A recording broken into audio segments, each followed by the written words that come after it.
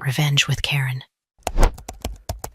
"You're a reject who couldn't even finish college," she spat, right as the corners of my torn-up resume fluttered to the floor like confetti from a firing squad. Vanessa didn't just say it, she performed it. She said it loud, slow, like a tick-tock drama queen delivering her final monologue before a fake faint. And me? I just sat there with my hands in my lap, blinking like I'd been punched with a Hallmark card. Because in that moment, worst part wasn't what she said. It was that tiny voice in my chest whispering, maybe she's right. But let's rewind. 3 weeks earlier, I was standing in the west garden of our corporate headquarters with Alan.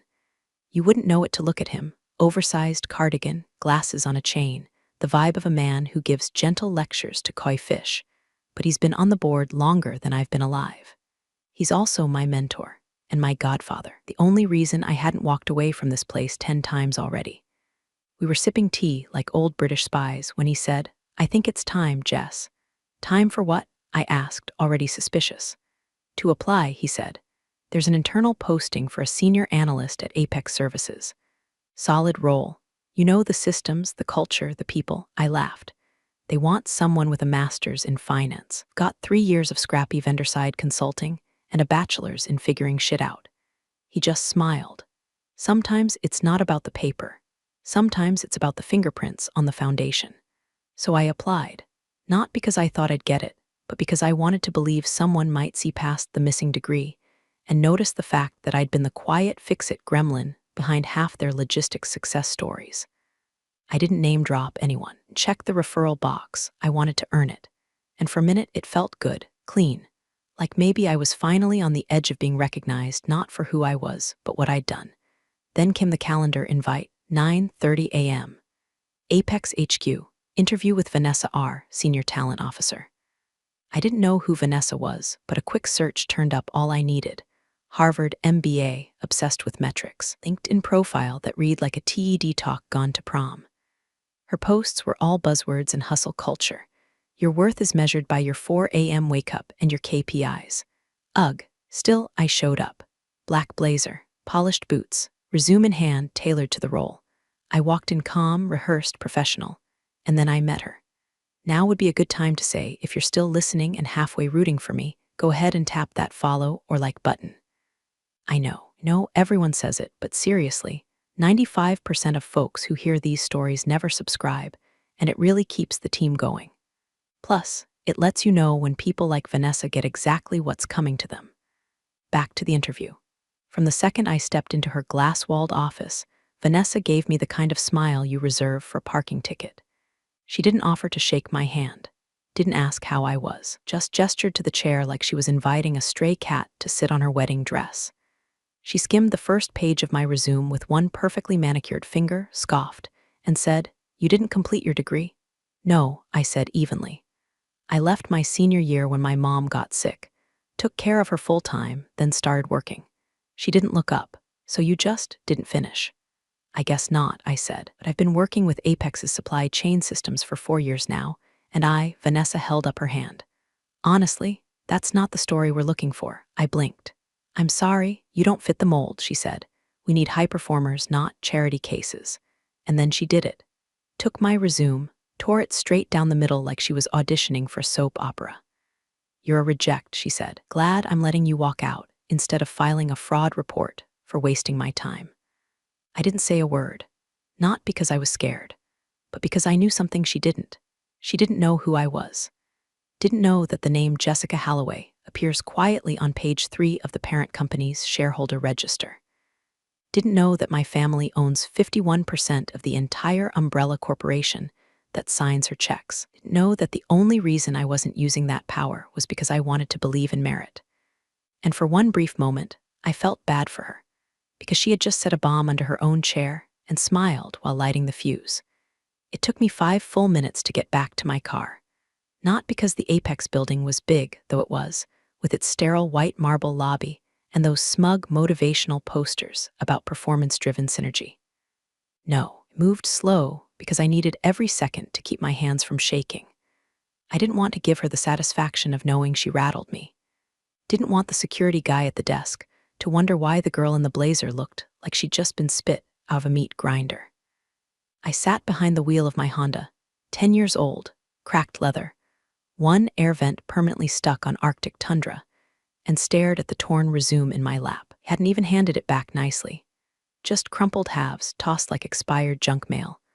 One of the pages still had her pink lipstick print on the corner where she yawned and rubbed her mouth while scanning it. No degree, no pedigree, no chance. That's what she'd said. No hesitation, no pause, like she was rattling off ingredients on a diet soda label. I should have said something. Maybe that's what burns the most, even now. I didn't fight back. I didn't call her out.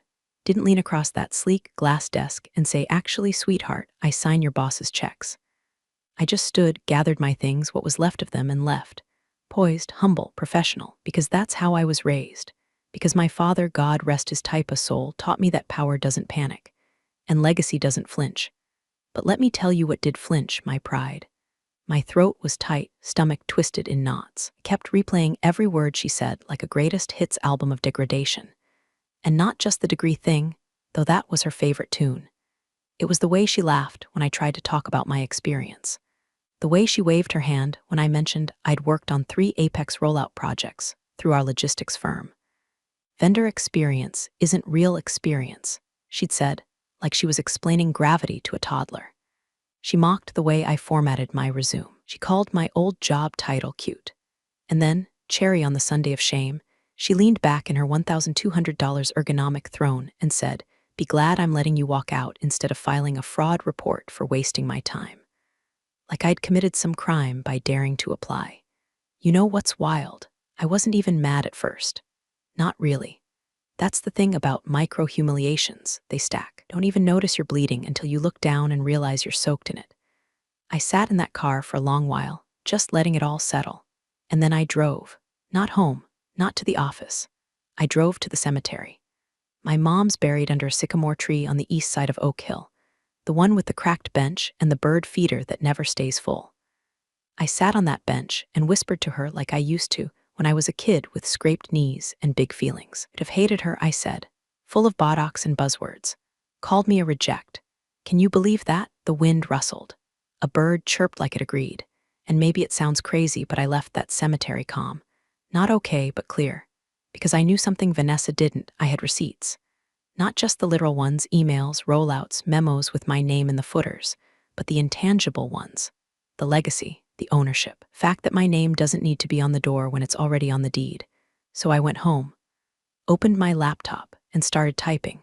Not a rant, not a hit piece, just facts. A simple, clean email to Alan, subject line, Apex interview, FYI. I kept it short. 3 bullet points, applied internally, not as a favor. Was told I lacked qualifications despite directly supporting Apex Ops for 3+ years. Interview ended with my resume torn and the phrase, "You're a reject." No flair, no threat, just thought you'd want visibility on how Division B is vetting internal candidates. Then I hit send, and that should have been the end of it. I could have moved on, started fresh somewhere else, taken that offer from Horizon Logistics that I'd been ignoring. But something funny happened over the next few days. Silence. Not the bad kind. Not the HR apply silence or the corporate brush off. The watchful kind. Like the moment before a storm breaks and the air goes still, and even the birds stop chirping. Vanessa didn't know it, but the countdown had already started. And every second that ticked by was one she'd wish she could take back. It's wild how quiet fury can feel like church. After I sent the email to Alan, I just sat there in the low hum of my kitchen. No TV, no Spotify playlist trying to convince me I was a girl boss rising from the ashes. Just the sound of the fridge cycling and the faint pop of my baseboard heater ticking like a bomb with no deadline. I didn't expect a response right away. Alan's not the type to fire off instant reactions. He's a chess player, not a cowboy. And this wasn't me asking for a rescue. It wasn't even a revenge play. I'd done the thing he'd always taught me: document, breathe, stay clean. Email was cold, surgical, just the truth stripped of anything that could be twisted into drama. Subject, Apex interview, FYI, hi Alan, hope all is well. Just wanted to loop you in on something that might be worth visibility at the board level. Applied for an internal role at Apex's Division B.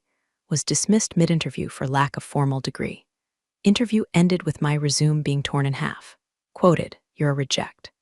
I'm not seeking action, but I thought it might warrant a closer look into how candidates are being evaluated, especially given our investment in culture and internal mobility.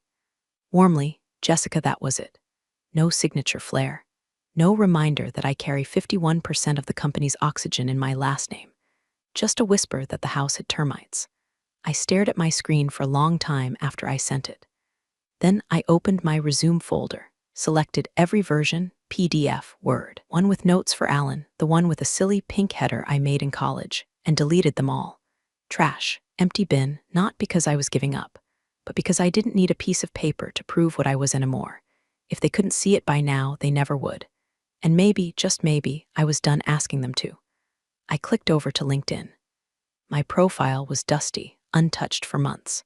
The banner was still some default skyline. My title read, Logistics Coordinator Vendor Contracting Services. I stared at it. Then I hit edit. Consultant, independent, quietly effective. It wasn't fancy. It wasn't begging. It was just honest. My inbox pinged 10 minutes later with 2 connection requests and a DM from someone at Monarch Freight. Hey, saw you updated. Would love to chat if you're open to project work. We're drowning over here. I didn't reply right away. Sat there letting the irony settle. The same morning I was told I was unemployable, I'd somehow become a hot commodity. And here's the part Vanessa will never understand. I didn't need that job. I wanted it, sure. But not because of the title or the salary or some need to prove myself to Apex. I wanted it because I believed in the damn work. The systems, the rollouts, the parts of logistics that nobody claps for, but everything breaks without. I wanted to be part of fixing things, not just from the outside, but from within. But now I was done trying to squeeze myself into a seat at their table. Let them choke on their pedigree pie. I'd build my own damn table out of shipping pallets and startup contracts. And you know what? It felt good. There's a peculiar kind of power in being underestimated. They think you're just quietly licking your wounds in the dark.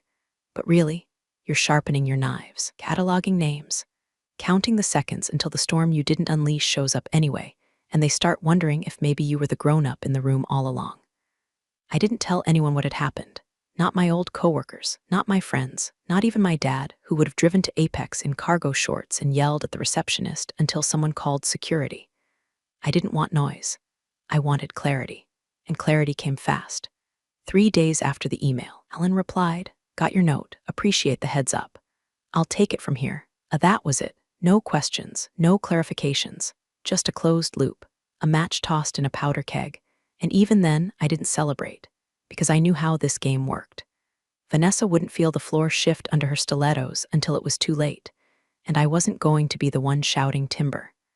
I'd just be sipping tea in the garden when the tree finally fell. Silence stretched into weeks. Not the panicked kind, no. This was a slow, simmering quiet, like the moment when a pot boils over, and instead of hissing, everything just steams. Vanessa kept chirping like nothing happened. I caught wind from an old coworker that she was bragging in the Monday all-hands call about raising the bar for applicants.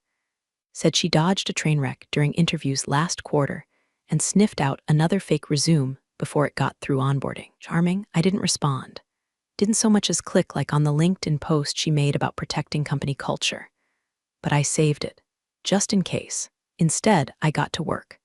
Consulting quietly. A company called Westbridge Logistics, lean, sharp, no frills.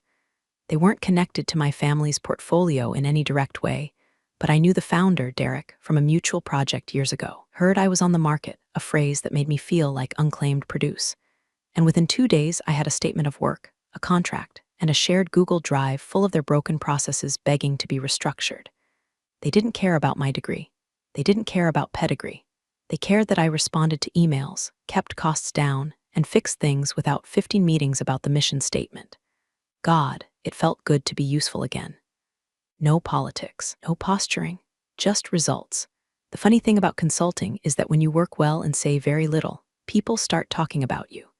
Derek looped me into a project with one of Westbridge's partner firms, Bay & Co. And by the time my second week ended, I had 3 calls on the calendar from people asking if I was available for a quick chat about optimization. Meanwhile, Apex kept churning. Vanessa kept shining on the surface. Beneath that gel-polished veneer, things were shifting. I didn't find out from Alan, not directly. But boardrooms leak like bad plumbing, and when you've been around long enough, you know how to listen between the lines. One day, during a quarterly finance review, A VP from another division asked, in a voice dipped in honey and arsenic, "Hey, did Division B ever resolve that interview incident from last quarter?"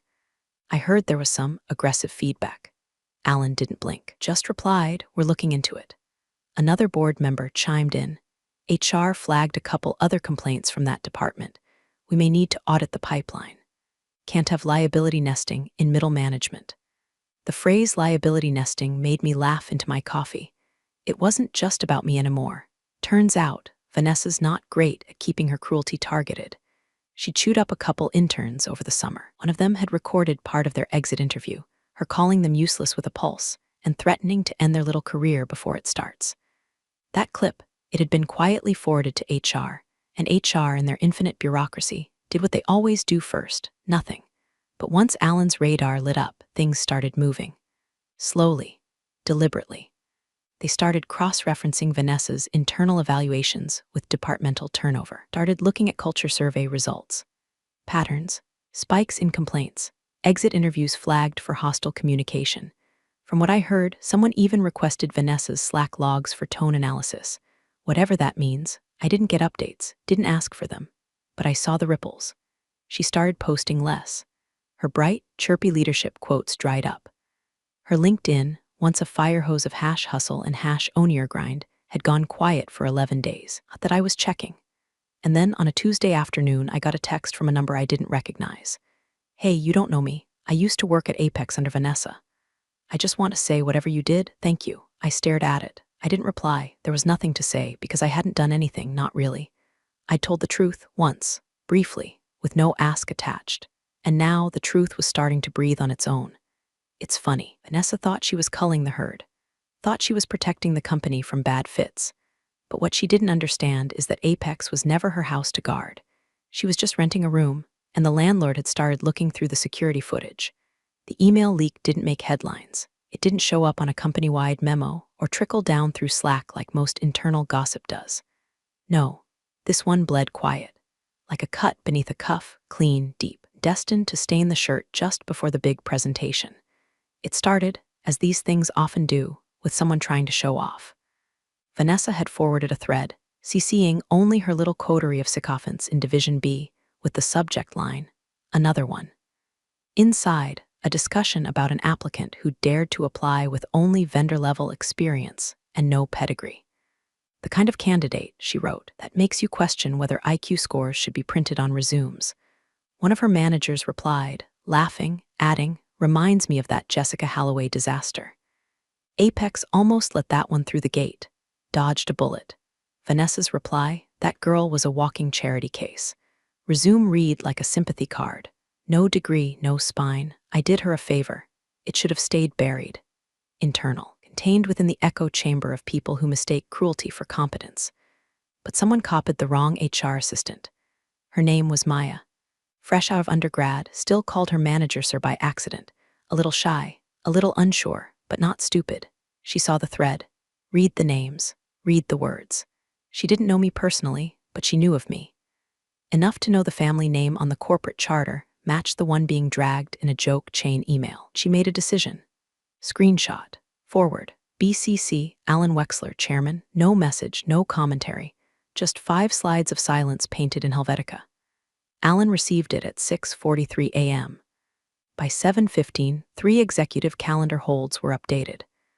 By 9 o'clock, I was sipping coffee on the balcony of Westbridge's downtown office when Derek came out, handed me a pastry, and said, not to overstep, but I think your family's about to clean house." I raised an eyebrow. He just gestured toward his phone, where someone had texted him a screenshot of an invite, quarterly strategic planning meeting all divisions mandatory. Vanessa's name was on it, highlighted. Not common. Something was coming. I didn't reach out to Alan, didn't nudge.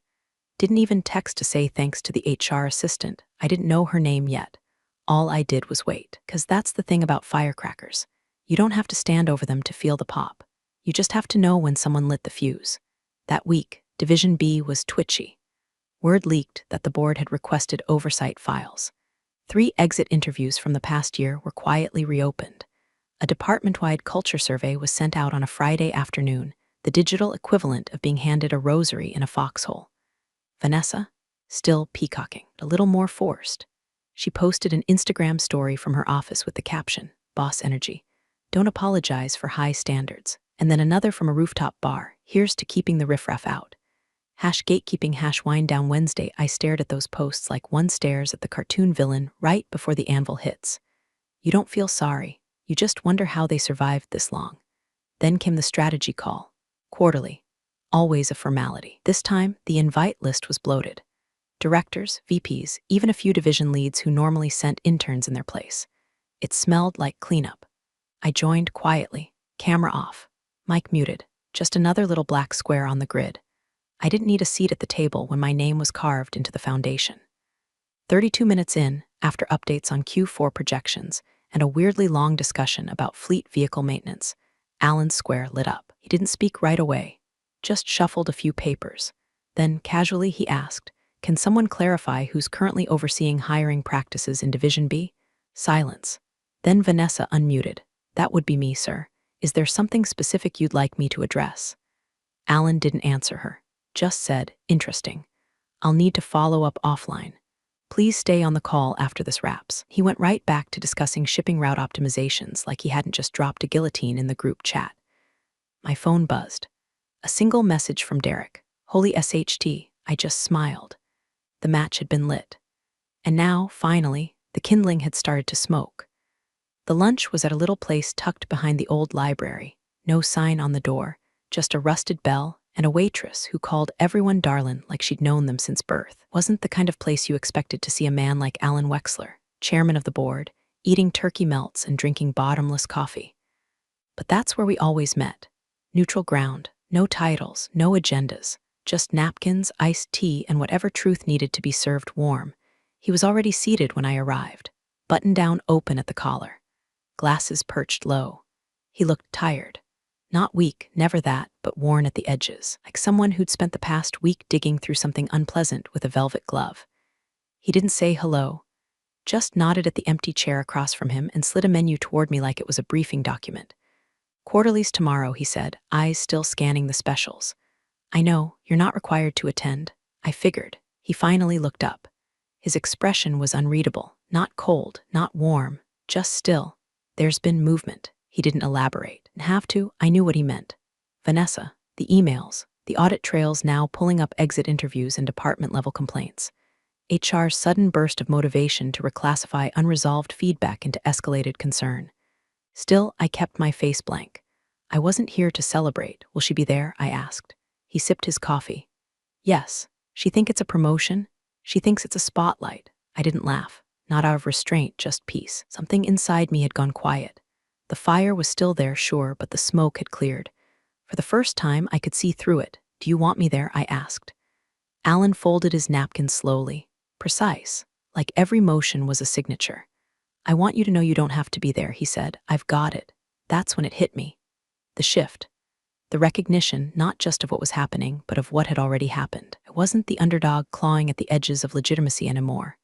I was the center. I'd spent years trying to earn a place at tables built by people like Vanessa, polished, pedigreed, permanently posturing. I thought if I stayed quiet, worked hard, didn't rock the boat, they'd let me sit down. But the truth, I was the damn table. They were the ones renting space in my house. They just hadn't read the lease. I didn't say much after that. We ate our sandwiches, talked a little about Derek's new contracts, and whether or not the company was going to restructure divisions after the next fiscal year. Alan didn't press. He never did. But when I stood to leave, he reached into his coat pocket and pulled out a single sheet of paper. Folded once. "Thought you might want this," he said. I opened it. It was the last performance review I'd ever written for Apex Logistics, back when I was still a third-party contractor. I'd forgotten I even submitted it to the board. At the bottom, in his handwriting, was one sentence: "We underestimated the foundation." I didn't cry, didn't choke up, but I walked out of that diner feeling taller. Not because of revenge, not because of power. Because for the first time, I wasn't auditioning for anyone. I wasn't trying to be chosen. I was the choice. And tomorrow, Vanessa was going to find out what happens when the woman she called a charity case walks into a boardroom she helped build without needing to say a single word. The boardroom was colder than usual. Not the temperature, though Apex never figured out how to set the damn thermostat, but the air. It was still electric, like everyone knew something was coming, but couldn't say it out loud. You could hear the paper rustle when someone shifted a memo. Forks clinked awkwardly against the edge of untouched danishes. A few people smiled too tightly, the kind of smiles that don't reach the eyes but try desperately to hold the face together while the floor drops. I was there early, not out of anxiety but timing. I sat near the back, same chair I used to take when I attended as a silent consultant for logistics updates. Just a warm body with a binder. This time, no binder, no notes, no need. Wasn't there to contribute. I was there to exist, and that was enough. Vanessa walked in fashionably 5 minutes late, like always. Red blazer, gold hoops, hair pulled tight like her dignity depended on it. She scanned the room with the grace of someone who thought she belonged at the head of the table, not realizing her seat had already been pulled. She locked eyes with the CEO, flashed that TV anchor smile, and said, "Morning, team." Excited to walk through the Q2 hiring pipeline, some very strong candidates this cycle. No one responded. Not a word. She didn't notice. The CEO, Gregory Latch, old-school finance guy, comb-over thinning like the company's patience, stood and clicked the first slide. Internal Conduct and Strategic Risk, that was the title. No logos, no charts, just black text on white. Vanessa tilted her head. "Greg, is this about the budget audit? Can provide notes if needed," he cut her off. "There's been an incident," 4 words, sharp, delivered like a surgeon draws a scalpel. Vanessa blinked, still smiling, but her lips were a little tighter now. "An incident?" Gregory nodded toward the chairman, Alan, sitting dead center of the long oak table. Calm, hands folded, not blinking. Alan didn't speak. He simply tapped a manila folder that sat in front of him. A moment later, his assistant, quiet, deliberate, walked the folder down the table and slid it across to Vanessa. She picked it up, still smiling, still clueless. She opened it. Page 1, an email thread. Page 2, a screenshot of a Slack message with her name on it. Page 3, a red highlighted quote about rejects and charity cases. Page 4, her own face, smiling on Instagram, tagged at a rooftop bar, captioned with #gatekeeping. Page 5, the shareholder register. That's when the color drained from her face. I could see it even from the back row. A slow flush of white, like blood turning into static. Her hands didn't move to flip the next page. They just hovered, one trembling slightly. And then Alan spoke. "Can you explain," he said softly, "why you referred to the founder's daughter as unemployable? Gasps don't usually happen in boardrooms. Too much decorum. Too many NDAs. But this one wasn't dramatic. It was quiet, sharp, like the collective inhale of 100 reputations trying to distance themselves." Vanessa blinked. Her lips moved, but no sound came out. Then, I didn't realize I mean, it wasn't personal." Gregory raised his hand. "Miss Ramirez, this isn't about who she is. This is about what you said, about how you've represented this company, about the pattern we're now forced to acknowledge." She turned to Alan. "Please, Mr. Wexler, I didn't know." "If I'd known, that's the point," Alan said, voice low. "You didn't know because you didn't ask, you didn't listen. You made judgments based on resumes and assumptions. And now you're here not because of who she is, but because of who you chose to be." Vanessa looked around the room. No lifelines, no sympathetic nods. Just faces that had suddenly discovered their necks could stretch very, very far from hers. She finally turned to me. "Jessica, if I had known, I didn't move, didn't smile, didn't blink, just met her eyes. Let the silence do what years of effort never could." She looked back down at the folder like it might save her. But the folder doesn't lie, and the manila held everything. At the head of the table, Gregory gave one final nod to security, standing just outside the door. 2 taps on the tablet. Vanessa's badge was deactivated before her heels even touched the hallway floor. And just like that, the room exhaled. But I didn't. Not yet. Woman who built her career on control, Vanessa unraveled like wet tissue in a storm. Her eyes flicked from page to page, each sheet in the manila folder peeling back another layer of her carefully curated self-image. On one side of the table, her own words, emails mocking low-class applicants and Slack messages joking about rejects who couldn't even finish college. On the other side, the truth, my work history, my certifications, my name, Jessica Elaine Halloway, typed plainly on the shareholder register, 3rd from the top, just below Alan Wexler and my mother, Margaret. I watched her come apart in real time. First, the fake confidence sagged in her shoulders. Then her jaw clenched, tight enough I half expected a molar to crack. Her fingers, so steady when they were tearing my resume, trembled now as they tried to organize the pages into some defensible narrative. And then Alan leaned forward, elbows on the polished table like he was about to deliver bedtime news to a child too old for fairy tales. "Can you explain," he asked, slowly, "why you called the founder's daughter unemployable? No sharpness. No volume, just precision. A scalpel, not a hammer." Vanessa opened her mouth, closed it, opened it again. I didn't know who she was. I thought you thought wrong," Alan said. "You assumed, you misjudged. And you did so loudly, proudly." "I didn't mean to." "She didn't even apply through a favor," Gregory snapped, cutting across the apology like a guillotine. "She went through your process, clean, on merit, and you torched her like trash." Vanessa's voice shrank to a whisper. I thought she was lying. The resume didn't make sense. Her background was too vague. Vague. Alan raised an eyebrow. "You mean she didn't have a LinkedIn filled with buzzwords and yoga retreats?" A few board members stifled chuckles. No one helped her. Gregory kept going. "Let's be absolutely clear. This wasn't a misstep. It was a pattern. This folder has 8 flagged incidents, 3 formal HR complaints, 2 anonymous surveys that specifically reference your name under toxic leadership. And now you've confirmed on record that you rejected a qualified internal applicant based on assumptions about her background and mocked her for it." Vanessa's voice cracked. Please. This doesn't define me. I've done good work here. Look at my division's numbers. Look at the growth. I built that team.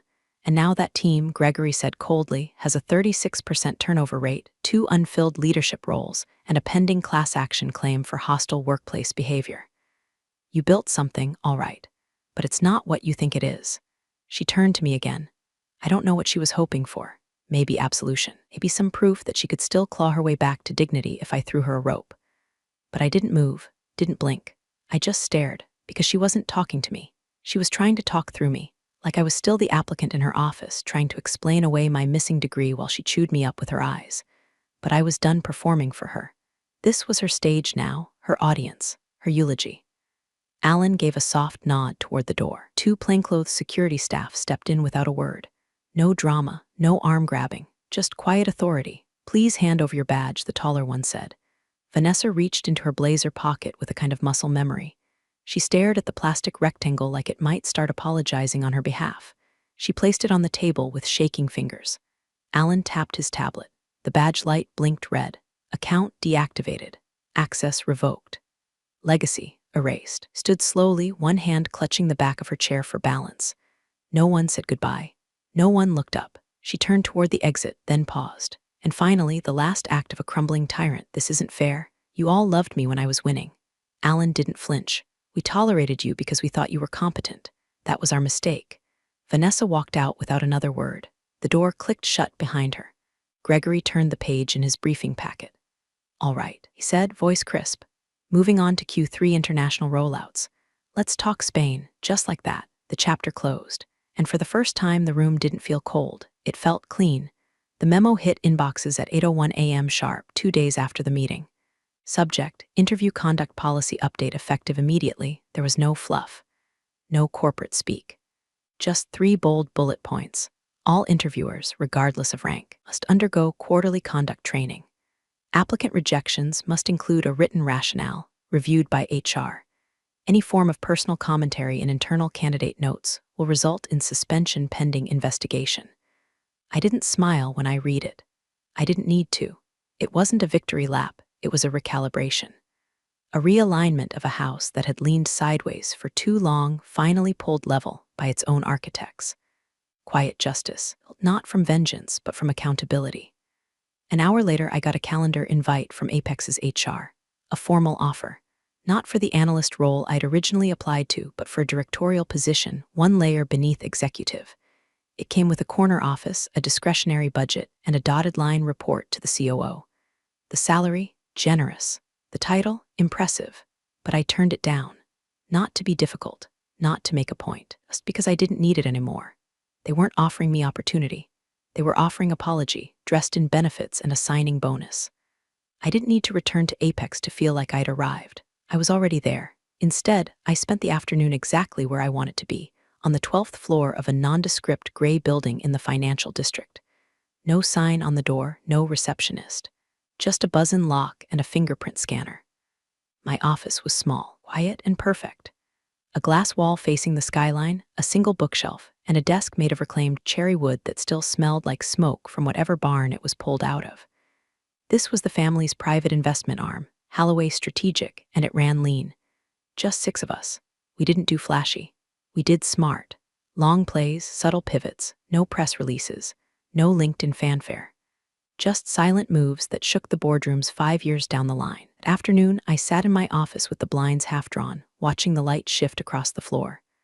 On my desk, a file folder half closed. Inside it, clipped to the last page, was something I'd requested from HR, not out of spite, but curiosity. Vanessa's resume. I'd asked for it shredded exactly as she'd done to mine. They sent it in pieces, sealed in a manila envelope. I took the time, alone over coffee, to tape it back together. Edge by jagged edge wasn't about revenge. It wasn't even about symbolism. It was a reminder that power can be loud, cruel, and temporary. But real power is quiet, still, patient. I held the patched-together document in my hands, ran my thumb along the tape. The lines didn't match perfectly. Some parts were gone, but the name at the top remained legible. Vanessa Ramirez. Her words were still echoing in my head. Even now, you're a reject. I looked down at the desk in front of me. On it, a document needing signature.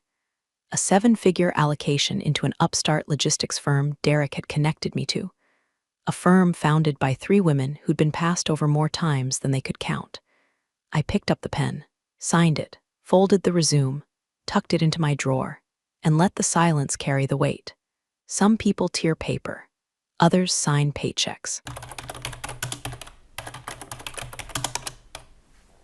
Appreciate you sticking around, you wise old rebels. Smash that subscribe button, or this fossil might just cause another epic fiasco.